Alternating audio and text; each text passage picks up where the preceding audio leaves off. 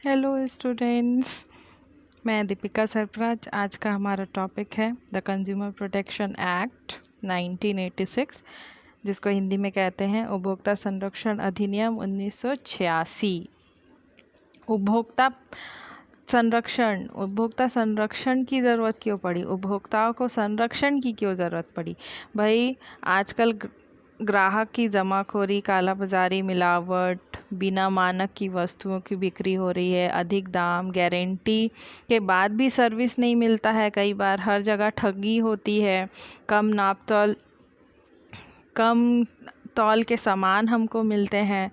तो इन सब से बचने के लिए कंज्यूमर प्रोटेक्शन एक्ट बनाया गया। उनको संरक्षण देने के लिए एक कानून बनाया गया। जब भी कोई चीज़ अति हो जाती है, मतलब जब भी कोई गुनाह हद से पार जाता है, तो हमारे संविधान में कानून बनाया जाता है, उस कानून को लागू कर दिया जाता है उससे बचने के लिए। तो उनमें से एक है ये कंज्यूमर प्रोटेक्शन एक्ट 1986, जो कि हमको किससे बचाएगा?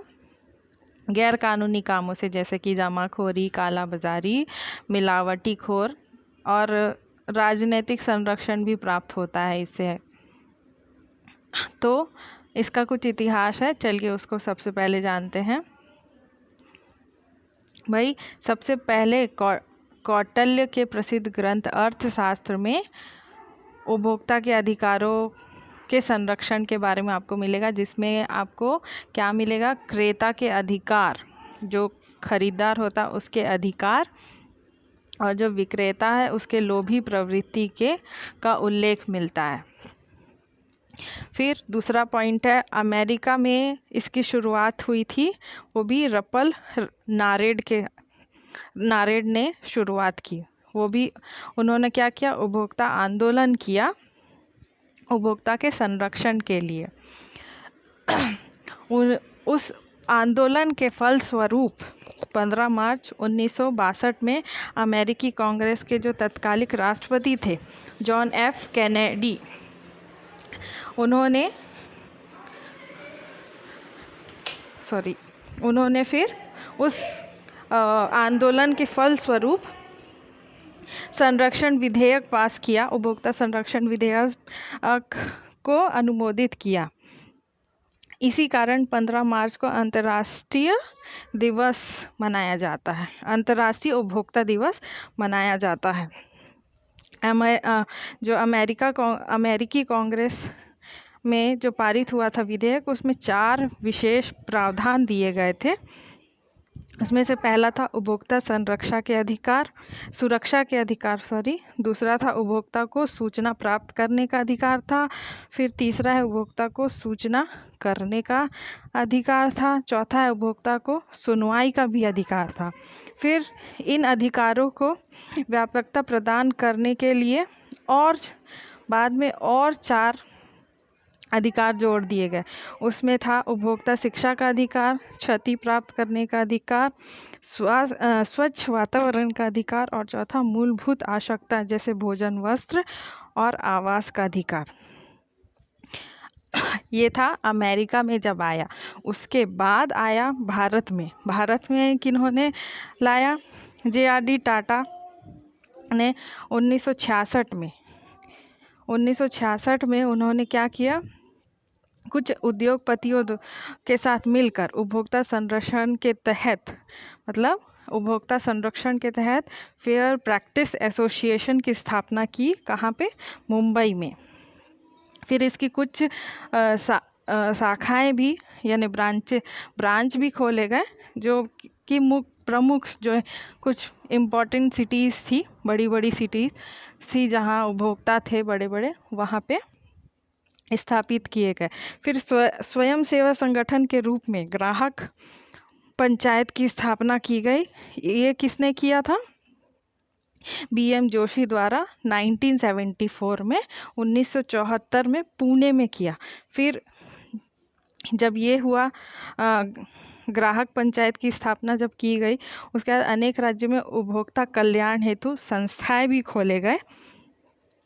फिर यह आंदोलन और आगे बढ़ते गया।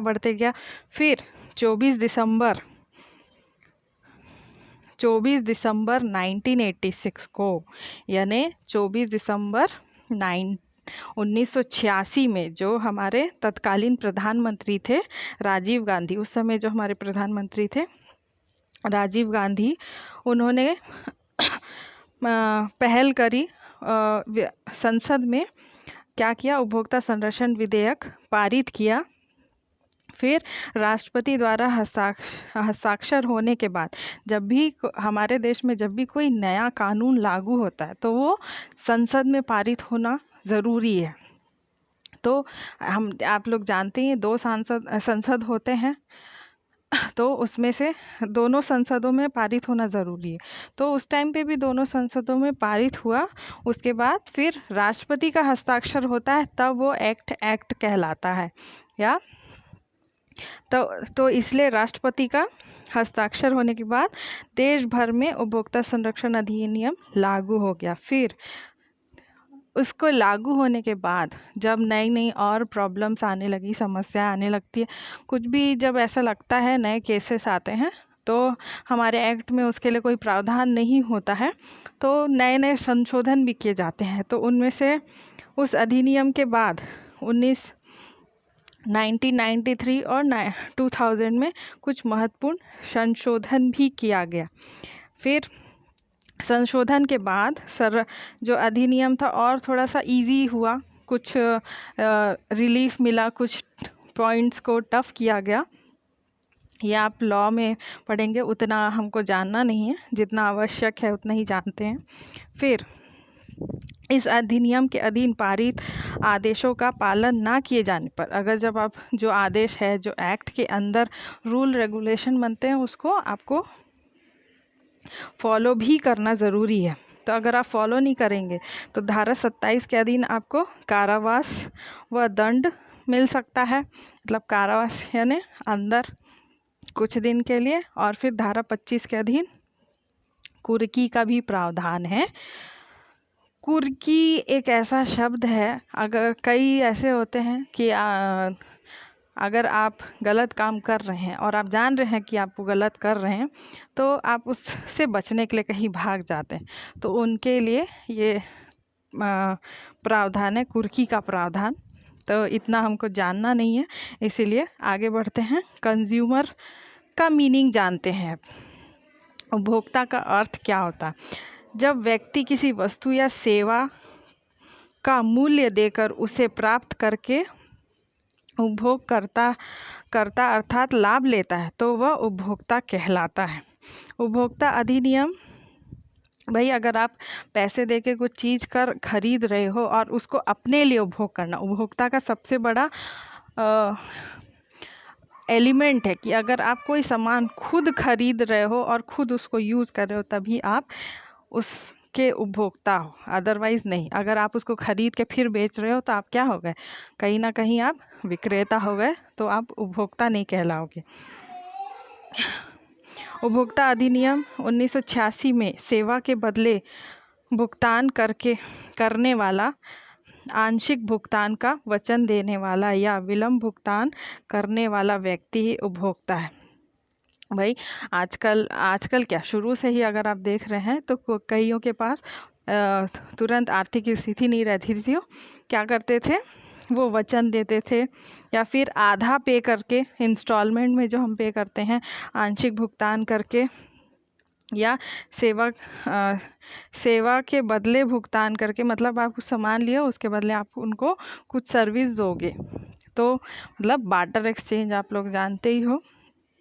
तो ये सब जी उस व्यक्ति को हम क्या कहते हैं, उपभोक्ता मानते हैं। उपभोक्ता अधिनियम के अनुसार व्यक्ति शब्द में सम्मिलित होता है पंजीकृत या अपंजीकृत फर्म।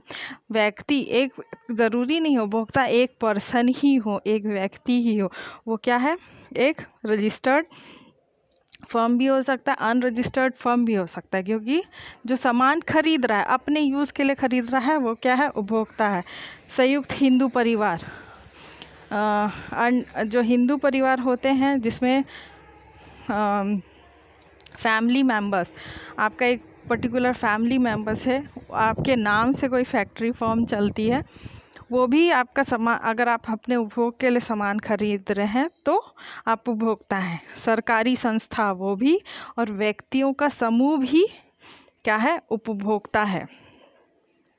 उपभोक्ता संरक्षण अधिनियम के अनुसार कोई व्यक्ति जो अपने उपभोग के लिए सामान अथवा सेवा खरीदता है वही व्यक्ति, मैं पहले ही आपको बता चुकी हूँ ये चीज़ें।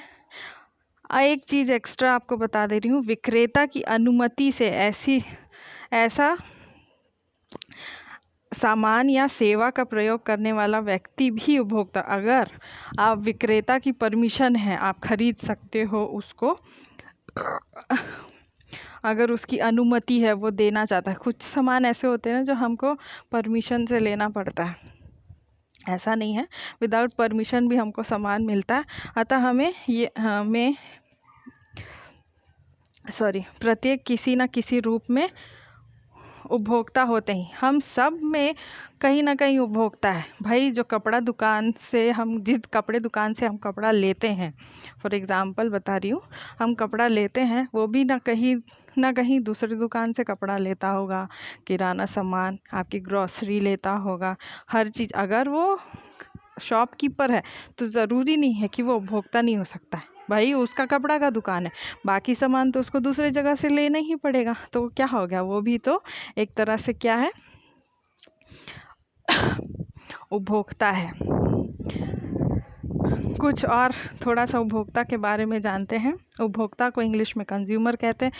वह व्यक्ति को कहते हैं जो विभिन्न वस्तुओं एवं सेवाओं का या तो उपभोग करता है अथवा उनको उपयोग में लाता है, वो भी कौन है, कंज्यूमर है। वस्तुओं में उपभोक्ता वस्तुएं जैसे गेहूं, आटा, नमक, चीनी, फल आदि, और एवं स्थायी वस्तुएं जैसे कि television, refrigerator, toaster, mixer, cycle आदि जुड़े हुए हैं। भाई सामान कुछ भी हो सकता है, आपके कपड़े भी सामान हैं, टेबल, चेयर, ये सब भी सामान है।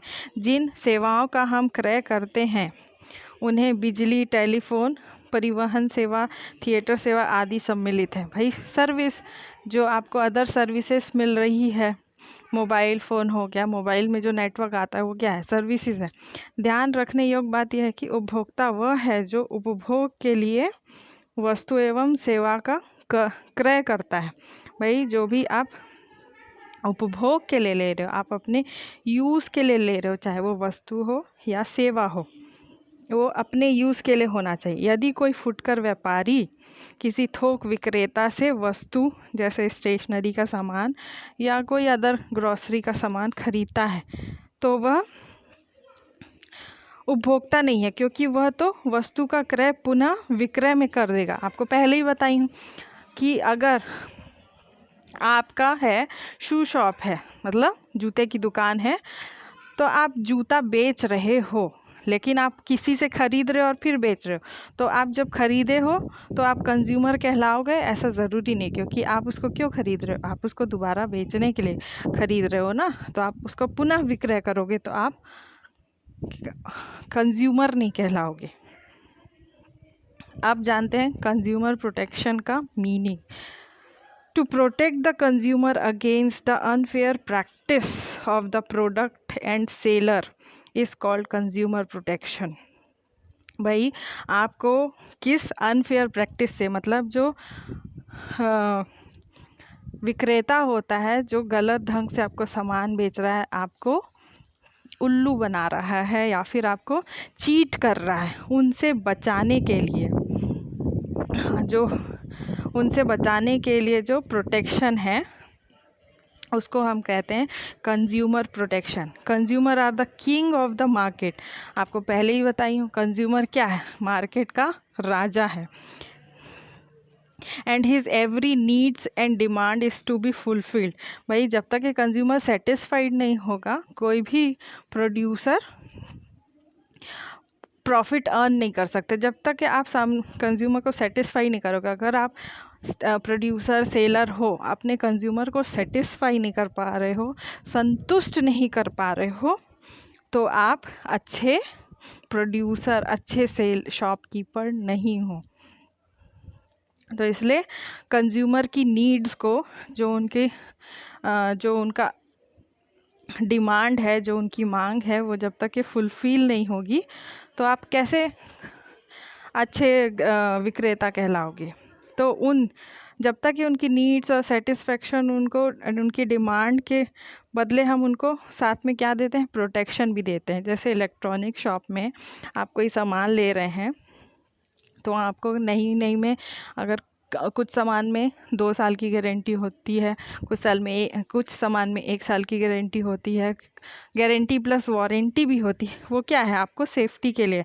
लेकिन अगर वो नहीं दी जाए तो उसके बदले वो सब क्या है, आपके लिए अनफेयर प्रैक्टिस है। अगर कुछ नुकसान हुआ तो कंज्यूमर को आपके सामान से, इसीलिए उस नीड से बचाने के लिए, उस अनहोनी से बचाने के लिए जो प्रोटेक्शन दी जानी चाहिए उसे ही कहते हैं कंज्यूमर प्रोटेक्शन।